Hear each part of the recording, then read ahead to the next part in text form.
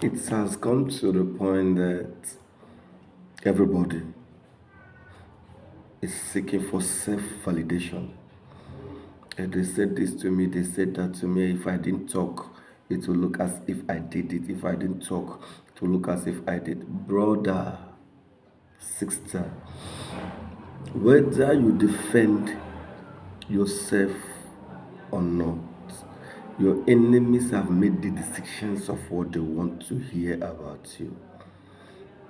You understand? So you trying to defend yourself is of no use. Let them say whatever they want to say.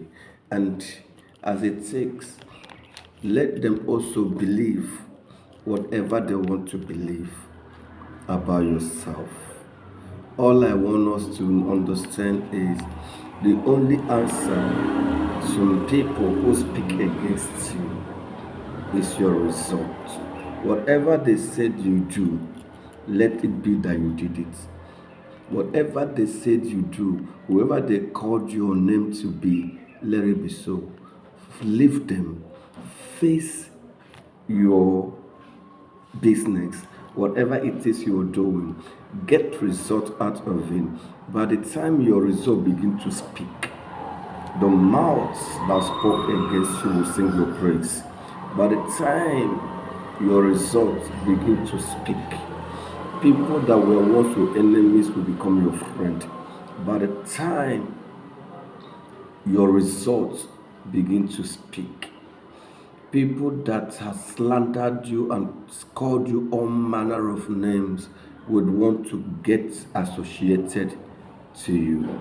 All you need to do is let your result become the respond to every word people are saying.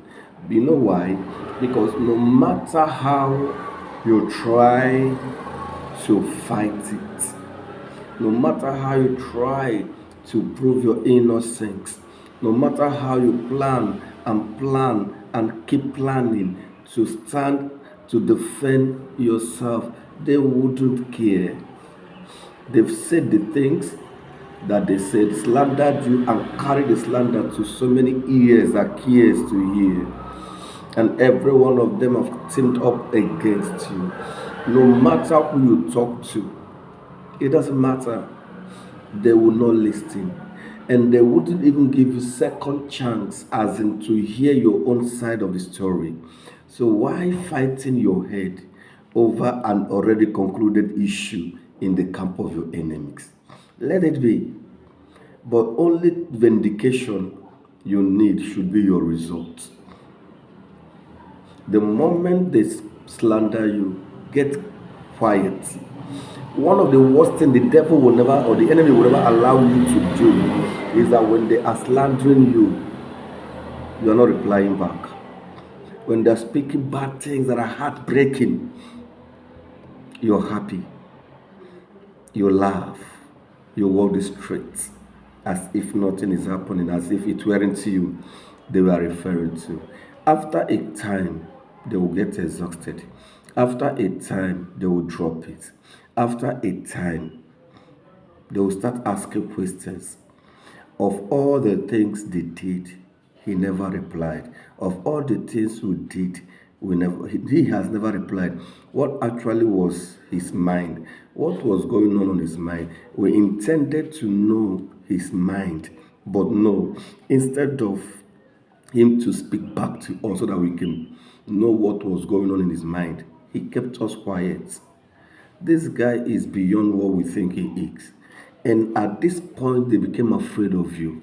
They may not come out to tell you, but they become afraid of you. The words will start dwindling till it dies off. Now, by the time your result begins to speak, you have created two things in the heart of men. One, you are above prediction. All the enemy is looking for is to cause you to be predictable. So that when they do, you do. When they talk, you talk. When they challenge you challenge them. So they know you're kind of person. Each time they want to voice out from you what is already in your mind. They will get you provoked, so they can dictate you. They know the things they will say, and you will react. And at the end of your reaction, they will pick what you say, this is it, we've caught him. So this was what he was planning against us. Let's take it against him.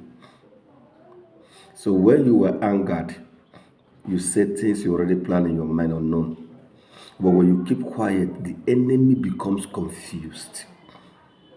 I want you to understand this. If only you could understand that the reason behind your allegations and your accusation is for men to bring words out of your mouth.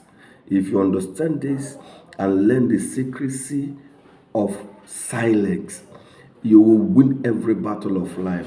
At the beginning, it will look as if you were guilty. It will look as if you are a bad person.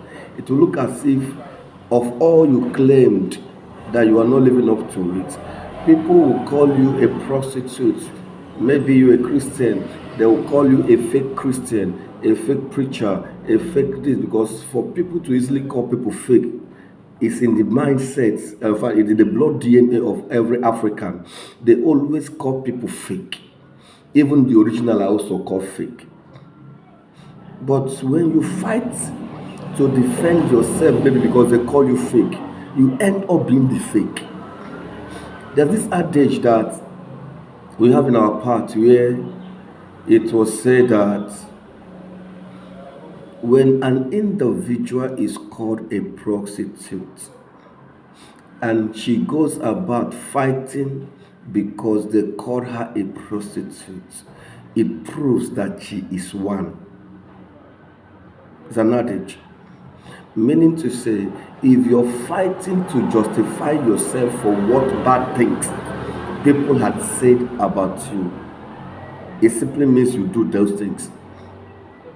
In the eyes of people, you are seeing yourself as fighting back for your stand. But within them, their mission is accomplished. Because they've caused you to come to a point of being guilty by you proving your guiltiness to the world by fighting against what they said you were. When they call you a wine bibber like Jesus, when they call you a fornicator, when they call you homebreaker and all those tough names, and you know within yourself you are not part of any of this, my darling, keep quiet. Give yourself the space of 3 years with a result so resounding that the enemy cannot resist. One of them will come to you one of the days and said, you see those things that we said 3 years or 4 years ago that made you angry? You know how it started? It was Okafor that told Chinelo to tell Chidinma that you did things, and they teamed up to make it look real. And then Okafor and Chidinma and Chinelo and all those stuff, they were the ones, and then they told us, and we believe because we never know until the truth came. They will never tell you that they were part of the plans. But notwithstanding, the truth is, it remains undeniable. Be truthful to yourself. Learn the secret of silence. Your enemies will be confused.